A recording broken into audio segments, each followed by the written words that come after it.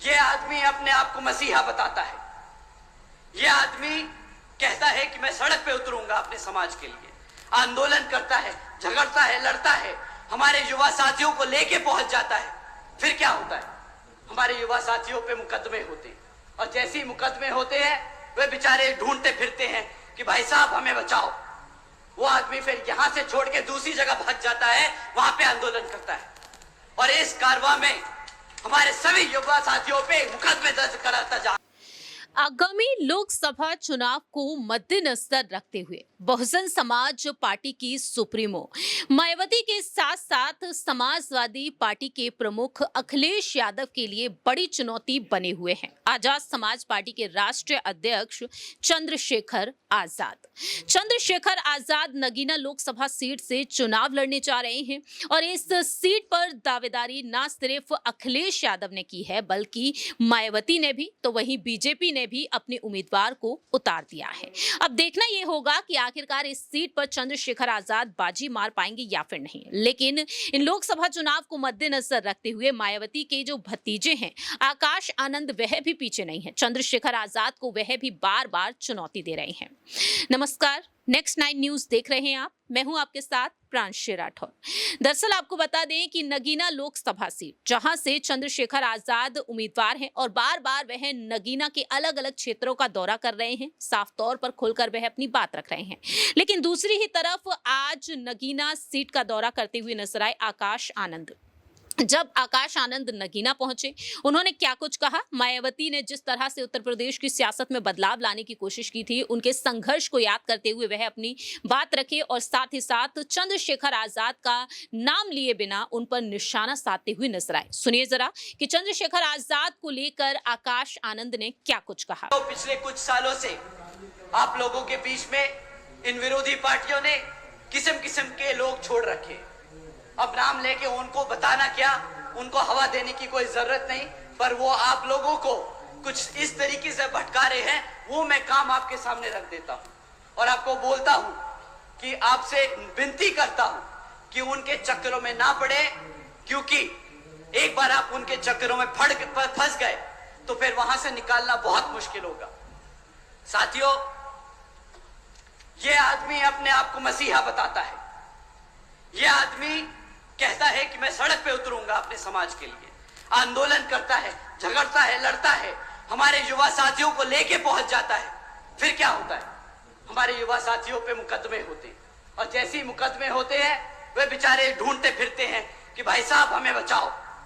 वो आदमी फिर यहां से छोड़ के दूसरी जगह भाग जाता है, वहां पे आंदोलन करता है, और इस कारवां में हमारे सभी युवा साथियों पे मुकदमे दर्ज कराता जा रहा है। अगर आप पे एक बार मुकदमा दर्ज हो गया साथियों, तो सरकारी नौकरी मिलने में मुश्किल हो जाएगी, रोजगार मिलने में मुश्किल होगा। ये आपको आज गरम खून नहीं दिखा के, इमोशनल करके आपको सड़कों पे ले जा रहा है और बाद में फंसा रहा है। साथियों, सड़क पे लड़कर आपको वोट, आपको आपकी ताकत, आपको सत्ता में आने का मौका नहीं मिलेगा।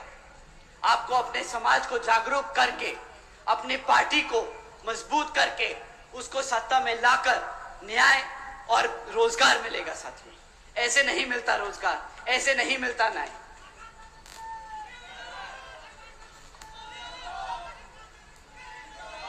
साथियों, अभी पिछले कुछ दिनों में इस व्यक्ति ने अपनी पूरी जी जान लगा दी कि वो इंडिया अलायंस में घुस जाए। किसी तरह अगर इंडिया अलायंस में घुस गए तो भाई अपनी एक सीट निकाल लेंगे। बेचारा घबराता है कि अपने आप लड़ना पड़ जाए तो जमानत जब्त हो जाएगी।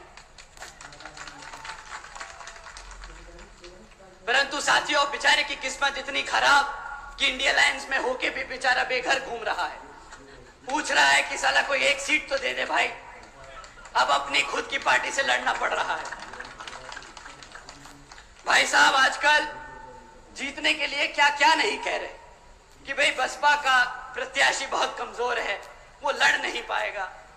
हमारे प्रत्याशी जी से मैं एक बार रिक्वेस्ट करूंगा कि जरा सामने आए। आइए आप सर।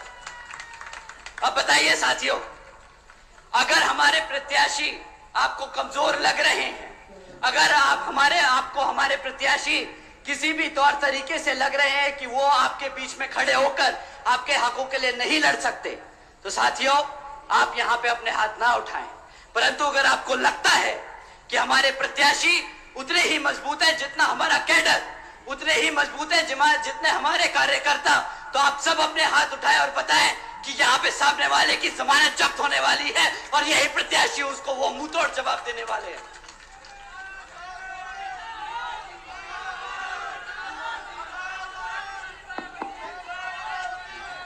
सुरेंद्र पाल तुम आगे बढ़ो, सुरेंद्र पाल जी आगे बढ़ो, सुरेंद्र पाल जी आगे बढ़ो।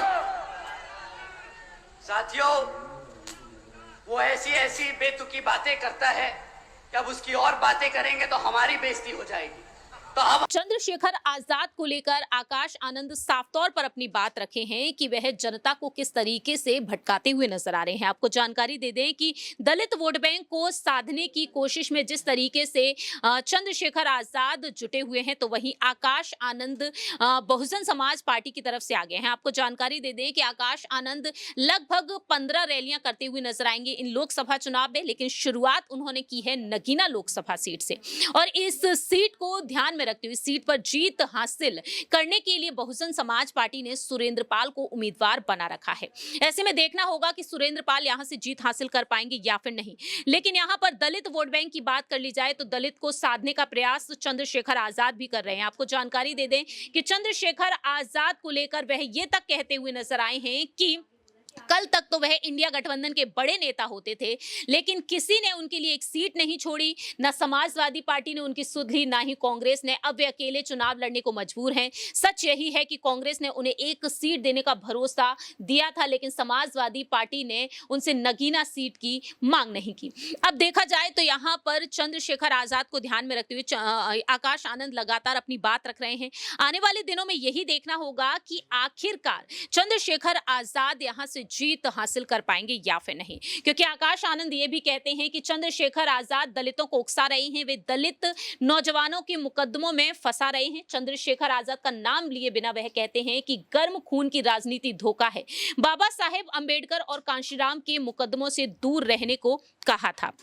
अब यही देखना होगा कि आने वाले दिनों में आकाश आनंद जिस तरीके से ऐलान कर रहे हैं, जिस तरीके से निशाना साधते हुए नजर आ रहे हैं चंद्रशेखर आजाद पर, क्या वह चंद्रशेखर आजाद पर भारी पड़ते हुए नजर आएंगे या फिर नहीं।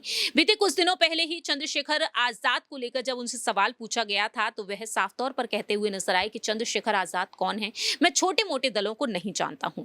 अब देखते हैं कि आने वाले दिनों में नगीना सीट पर जीत किसकी होती है। फिलहाल इस खास रिपोर्ट में इतना ही। बाकी की तमाम अपडेट्स के लिए देखते रहिए नेक्स्ट 9 न्यूज।